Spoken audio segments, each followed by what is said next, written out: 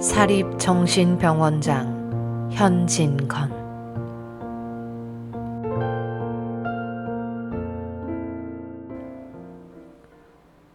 생각하면 재작년 겨울 일이다. 나는 오래간만에야 고향에 돌아갔었다.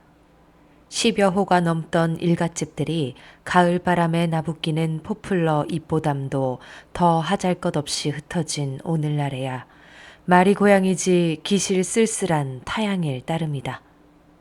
비록 초가일망정 20여 간이나 되는 우리 집도 5간 오막살이로 찌그러들어 성박 외따른 동리에 초라하게 남았고, 거기는 칠순에 가까운 아버지와 40이 넘은 계모가 턱을 고이고 앉았을 뿐, 아들도 남부럽지 않게 많지만은 제 입 풀칠하기에 바쁜 그들은 부모님 봉양할 일한 하나도 없었던 것이다.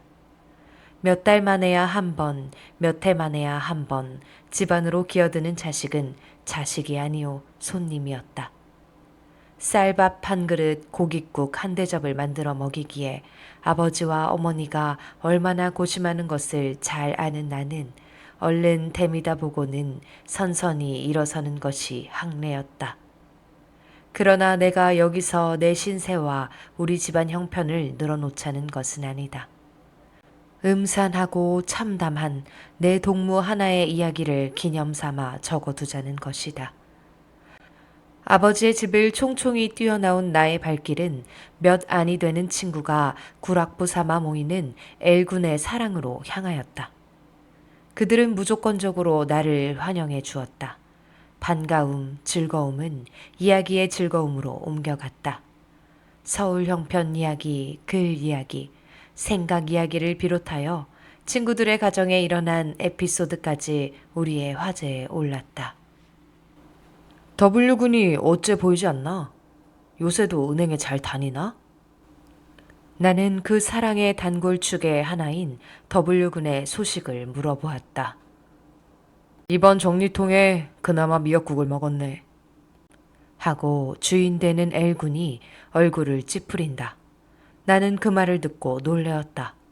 이 W군으로 말하면 그야말로 헐길 할길 없는 형편이었다.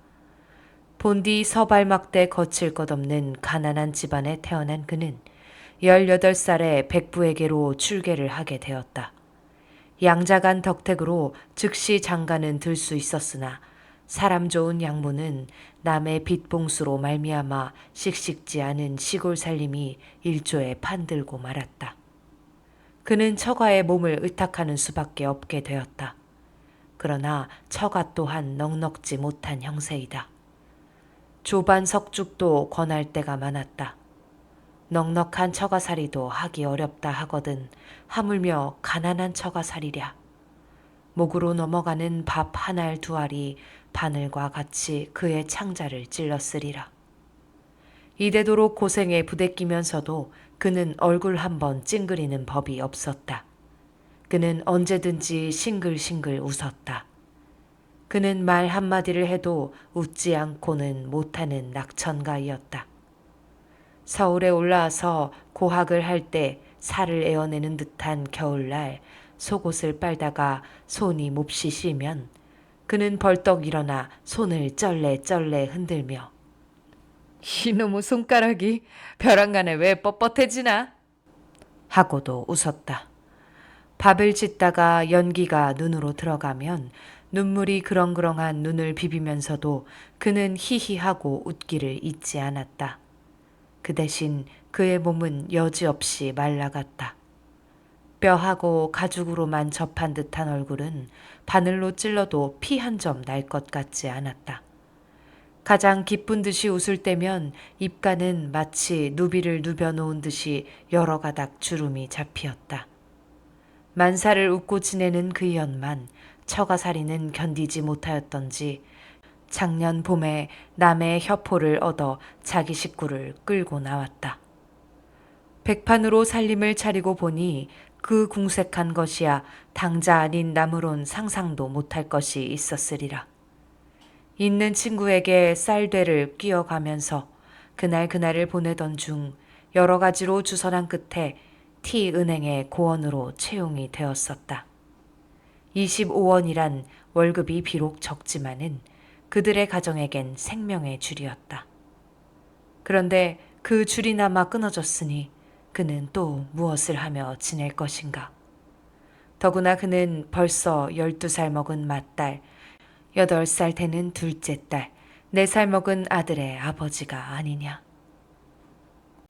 그러면 무엇을 먹고 산단 말인가? 나는 탄식하였다. 요새는 사립정신병원장이 되셨지요. 하고 익살 잘 부리는 S군이 낄낄 웃었다. 웬방은 이 말에 땡땡그르르 웃었다. 사립정신병원장이라니? 나는 웬 까닭을 몰라서 재쳐 물었다. 출근 오전 7시, 퇴근 오후 6시, 직무 중 면회 절대 사절, 일시라도 환자의 곁을 떠나지 못할지니 변소 출입도 엄금. 하고 S군이 복받치는 웃음을 못 참을 째 방 안의 웃음소리는 또 한 번 높아졌다. S군의 설명을 들으면 W군에게 필한 친구가 있었다. 워낙 체질이 나약한 그는 어릴 적부터 병으로 자랐었다. 성한 날이라고는 단지 하루가 없었다. 가난한 집 자식 같으면 당김을 벌써 맡았으련마는 다행히 수천석군의 외동 아들로 태어난 덕에 삶과 녹용의 힘이 그의 끊어지려는 목숨을 간신히 부지해 왔었다. 자식이 그렇게 허약하거든 장가나 들이지 않았으면 좋을걸. 재작년에 혼인을 한 뒤부터는 그의 병세는 더욱 덧쳐진 모양이었다. 금년 봄에 첫 딸을 낳은 뒤론 그는 실성실성 정신에 이상이 생기고 말았다. 미치고 보니 자연히 찾아오는 친구도 없고 부모 친척까지 그와 오래 앉아있기를 꺼리게 되었다. 그렇다고 병자를 내어 보낼 수도 없고 혼자 한 방에 감금해 두는 것도 또한 염려스러운 일이라. 그때 W군이 사립정신병원장이 된 것이다. 날이 마치도록 미친 이의 말벗이 되고 보호병 노릇을 하는 보수로 W군은 한 달에 쌀 한 가마니 돈 10원씩을 받게 된 것이다. 사립정신병원장. 나는 속으로 한번 외워보았다. 나의 가슴은 한 금은밤 빛같이 캄캄해졌다. 그날 저녁에는 W군을 만났다. 원장 영감, 인제야 퇴근하셨습니까? 하고 S군은 또 낄낄댄다. 방 안에 다시금 웃음이 터졌다. W군은 또한 빙그레 웃었으되 그 샛노란 얼굴엔 잠깐 검은 그림자가 지내가는 듯 했다.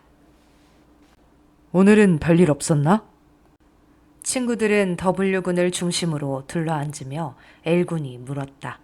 그들의 눈에는 호기심이 번쩍이었다. 여보게 말도 말게 오늘은 정말 혼이 났네. 하고 W군은 역시 싱글싱글 웃는다. 왜? 여러 사람의 눈은 호동그래졌다. 지랄이 점점 늘어가나 보대. 오늘은 문을 첩첩이 닫고 늘 하는 그 지랄을 하더니만 칼을 가지고 나를 찌르려고 덤비대. 칼은 또 웬 칼인구?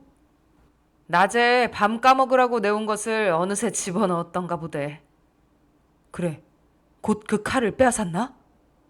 그까짓 거. 안 빼앗았으면 어떨라고. 설마 미친놈이 사람 죽이겠나? 하고 W군은 또 웃었다. 그러나 그의 몸은 웬일인지 치운 듯이 떨고 있었다. 자네도 좀 실성실성하이 그려.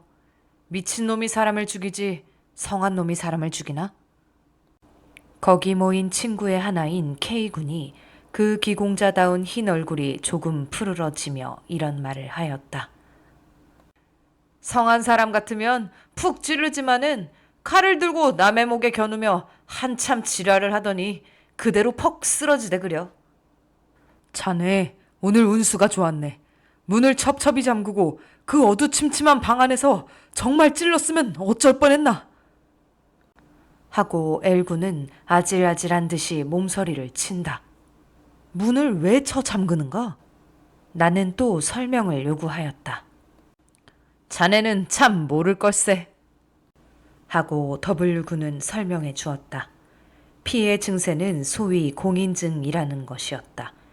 천연스럽게 앉아있다가 문득 눈을 흡뜨고 그 백지장 같은 얼굴이 파랗게 질려가지고 아이고 저놈들이 또 온다. 아이고 저놈들이 나를 잡으러 온다. 라고 황급하게 중얼거리며 숨을 곳을 찾는 듯이 방안을 쩔쩔매다가 애보게 W군 문 좀 닫아주게 문 좀 닫아주게 라고 비두발괄하는 법이었다. 그러면 W군은 할 일 없이 사랑 중문을 닫고 그들 있는 방문이란 방문은 미닫이며 덧창이며 바깥문까지 모조리 다 걸어야 한다. 그래서 방안이 침침해지면 개한테 쫓긴 닭 모양으로 방 한 구석에 고개를 쳐박고 있던 미친이는 고개를 번쩍 들고 사면을 두리번 살핀다. 그러다가 벼란간 라고 마디마디 끊어진 웃음을 웃는다. 이 웃음소리를 따라 그의 홉든 눈이 좀 번들번들해지자 이놈들아 너희들이 나를 잡아가? 어린 반푼어치 없지? 하면서 소리를 고래고래 지르다가 1시간가량 지내면 제풀에 지쳐서 그대로 쓰러지는 법이었다. 그런데 오늘도 법대로 또한 문을 다 잠그고 한참 발광을 하다가 문득 품속에서 창칼을 쑥 빼어들더니 W군에게 달려들어 그 칼을 목에다 겨누며 이놈 죽일놈 네가 나 잡으러 온 것이지 이놈 내 칼에 죽어봐라 하고 소리소리 지르다가 다행히 그대로 쓰러졌다고 한다. 자네 오늘 10년 감수냈겠네 하고 L군이 소리를 떨어뜨린다. 글쎄 원장 노릇도 못해 먹겠는걸 하고 W군은 또 히히 웃어 보이었다. K군의 주최로 그날 밤에 우리는 해동관이란 요리집에 가게 되었다. 일행이 거진 다 외투를 걸쳤건만 W군 홀로 옥양목 겹두루막 자락을 찬바람에 날리며 가는 다리를 꼬는 듯이 하여 걸어가는 양이 눈물겨웠다. 요리상은 벌어졌다. 셋이나 부른 기생의 기름내와 분내가 신설로 김과 한데 설이었다. 장고 소리와 가야금 가락이 서로 어루어지자 한가한 고로 웅장한 단가며 멋질리고 구슬픈 육자배기가 단 입김과 함께 둥둥 떠돌았다. 술은 여러 차례 돌았건만 나는 조금도 취해지지를 않았다. W군의 존재가 어쩐지 나의 마음을 어둡게 하였다. 첫째로 그의 주량이 나를 놀래게 하였다. 서울에서 고학하던 시절 학비를 넉넉히 갖다 쓰는 친구가 청요리집으로 가난한 놀이를 하려면 강권하는 것을 떨치다 못하여 배갈 한 잔에 누른 얼굴이 홍당무로 변하며 그대로 쓰러지던 그였다. 그런데 오늘 저녁엔 비록 정종일망정 10잔이 넘었으되 조금도 취하는 기색이 보이지 않았다.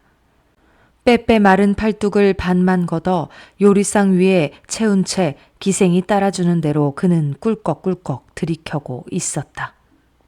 자네, 웬 술을 그렇게 먹나? 마침내 나는 W군을 향해서 의아한 듯이 물었다. 왜, 나는 술도 못 먹는 줄 알았나? 하며 W군은 또 히히 웃어 보였다. 여보게, W군 술이 어떤 줄 알고 그런 말을 하나? 한동이를 지고는 못 가도 먹고는 간다네. 식전해장도 3사발은 먹어야 견디네. S군이 도리어 내 말을 의아하게 여기는 듯이 가로채더니만 여보게 W군, 자네는 자네 말짝으로 그 눈알 만한 잔 가지고는 턱이 아니 될 터이니 곧부로 하게. 그것도 좋지. 나만 그럴 것 있나? 우리 모두 곧보로 하세 그려. 곧보는 들어왔다. 처음에는 먹을 듯이 모두들 W군의 말에 찬동을 하더니만 곧보에 술을 붓고 보니 끔찍하던지 감히 마시려 들지 않았다. W군 홀로 제 곧보를 기울이고 말았다. 자네들도 들게 그려. 하고 한두어 번 권해보았으나 잘들 들지 않음에 저 혼자 연거푸 5잔을 들이킨다. 그는 자기의 비색한 신수와 악착한 형편을 도무지 잊은 듯 하였다. 그와 반대로 모인 중에도 자기 혼자 유쾌하고 기쁜 듯 하였다. 기생 하나의 장고를 메고 일어서자 앞장서서 얼씬덜씬 춤을 춘 이도 더블유군이었다. 꽉 잠긴 목으로 남 먼저 에라만수를 찾은 이도 더블유군이었다. 놀이는 끝장날 때가 왔다. 꽹과리 소리가 사람의 귀를 찢었다. 춤추다가 쓰러지는 사람이 하나씩 둘씩 늘게 되었다. 이제 그만 가세 그려. 술이 덜 취한 엘군이 마침내 이런 제의를 하였다. 우리는 그 말에 찬동을 하며 외투를 떼어 입었다. 그때에도 한 팔로 요리상을 짚고 몸을 가누지 못하면서도 아직 술병을 기울이고 있던 W군은 문득 뽀이를 불러서 신문지를 가져오라 하였다. 신문지를 받아들자 그는 약식이며 떡 같은 것을 주섬주섬 싸기 시작하였다. 여보게, 창피하네. 그만 두게. K군이 눈썹을 찡기며 말리었다. 어떤가? 내 돈 준 거 내 가져가는데. 하고 W군은 역시 웃으며 벌벌 떠는 손으로 쌀 것을 줍기에 바쁘다. 이제 그만 싸게 해. 아이, 창피스러워. 하며 K군은 고개를 돌린다. 마침내 W군은 쌀 것을 다 싸가지고 송편과 약식이 삐죽삐죽 나오는 봉지를 들고 비슬비슬 일어선다. 그때 K군의 나짐이라는 명옥이가 입을 삐죽거리면서 그 광경을 바라보다가 원장 영감댁은 오늘 밤에 큰 잔치를 하겠구먼. 하고 비웃적거리었다. 그 말이 떨어지자마자 W군은 나는 듯이 명옥에게로 달겨들었다. 이년 멋이 어째? 라는 고함과 함께 W군의 손은 철썩하고 명옥의 뺨에 올라붙었다. 명옥은 아이고가! 외마디 소리를 치고 쓰러짐에 W군은 미워서 못 견디겠다는 듯이 원장댁 큰 잔치? 큰 잔치? 라고 뇌이면서 발길로 엎어진 계집의 허리를 찼다. 이 야단통에 W군의 떡산 봉지는 방바닥에 떨어져 흩어졌다. 나는 이 싸움의 원인이요 사랑에 뭉친 봉지를 얼른 주어서 방 한 구석 장고 얹혔던 자리 위에 올려두었다. 싸움은 벌어졌다. K군이 명옥의 역성을 들며 W군에게 덤빈 까닭이다. K군은 W군의 목덜미를 잡아 회술래를 돌리다가 이 자식이 미친놈하고 같이 있더니 미쳤나배? 왜 사람을 차며 지랄 발광을 하노? 하며 휙 뿌리침에 W군은 비실비실 몇 걸음 걸어 나오다가 방바닥에 얼굴을 쳐박고 팍 거꾸러졌다. 그럴 겨를도 없이 엎어진 이는 벌떡 몸을 일으켜서 곧 K군에게로 달겨들었다.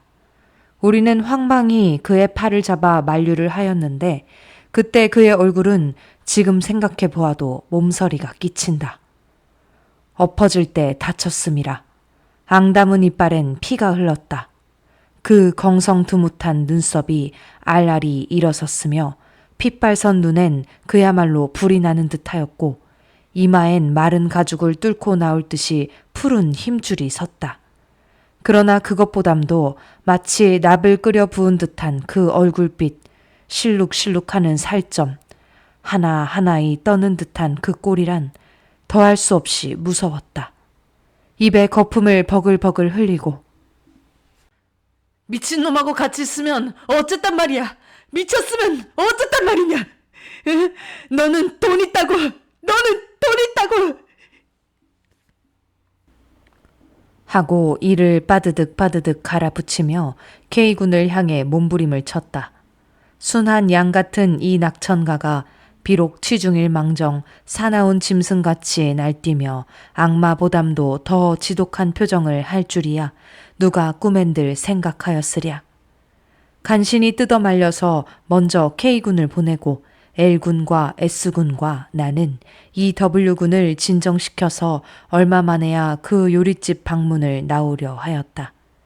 그때 W군은 무엇을 찾는 듯이 연애 방안을 살피다가 아까 내가 얹어둔 봉지를 발견하자 그의 눈은 이상하게 번쩍이었다. 그의 뜻을 지레짐작한 나는 얼른 그 봉지를 집음해 그는 내 손에서 그 봉지를 빼앗듯이 받아가지고 방바닥에 태기를 쳤다. 그러자 그는 헤어진 음식 위에 거꾸러져서 엉엉 울기 시작하였다. 그의 얼굴과 손은 약식 투성이가 되고 말았다. 복돌아, 약식 안 먹어도 산다. 복돌아, 송편 안 먹어도 산다. 한동안 그는 제 아들 이름을 부르며 목을 놓고 울었다. 문득 울음을 뚝 그친 그는 무엇을 노리는 듯이 제 앞을 바라보더니만 나를 향하여 여보게, 칼로 푹 찔러 죽이는 것이 어떻겠나? 우리는 어리둥절하며 그의 입만 바라보았다. 아니, 그럴 일이 아니다. 고 어린 것을 칼로 찌를 거야 있나? 차라리 목을 눌러 죽이지. 목을 누르면 내 소나기 밑에서 바득바득 하겠지. 여보게, 누구를 죽인단 말인가? 마침내 나는 물어보았다. 우리 복돌이를 말일세. 하나씩 하나씩 죽이는 것보단 모두 비끄러매놓고 불을 질러버릴까? 나는 그 말을 듣고 전신에 소름이 끼치었다. 내 자식 죽이면 저희들은 성할 줄 알고 그놈들도 내 손에 좀 죽어야 될걸? 하고 벼랑간 그는 소리쳐 웃었다. S군이 W군과 바로 한 이웃에 살기 때문에 우리는 그에게 취한 일을 맡기고 돌아왔었다.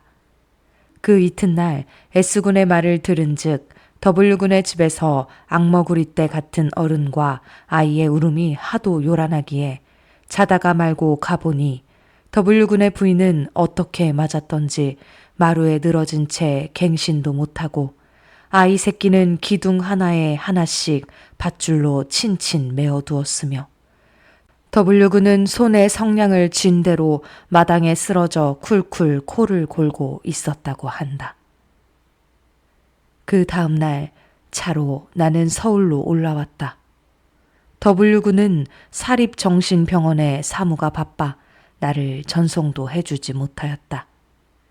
그런 일이 있은 후 5달가량 지냈으리라 나는 L군으로부터 편지를 받았다. W군이 마침내 미치고 말았다. 그는 오늘 아침에 P군을 단도로 찔러 그 자리에 죽이고 말았네. P군의 미친 칼에 죽을 뻔하던 그는 도리어 P군을 죽이고 만 것일세. 나는 이 편지를 보고 물론 놀래었으되 어쩐지 의뢰이 생길 참극이 마침내 실현되고 만 것 같았다.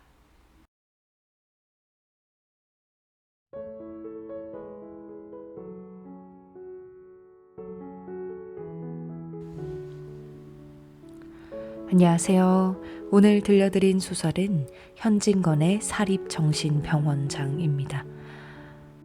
네, 이 소설은 사립정신병원의 이야기가 아닌 정신병이 있는 친구를 돌보는 W군의 별명이 사립정신병원장입니다. 힘든 시대를 살아가는 한 인간의 비극적인 삶과 그 과정에서 겪는 정신적인 고통을 잘 보여주는 소설입니다. 한국 단편소설은 100년이 지난 소설이지만 현대사회에 맞물려 보아도 인간 삶의 고통과 삶의 아픔을 잘 이야기하고 있습니다. 네, 앞으로도 여러분께 감동을 주는 한국 단편소설로 찾아오겠습니다. 여러분들의 구독과 좋아요는 큰 힘이 됩니다. 감사합니다.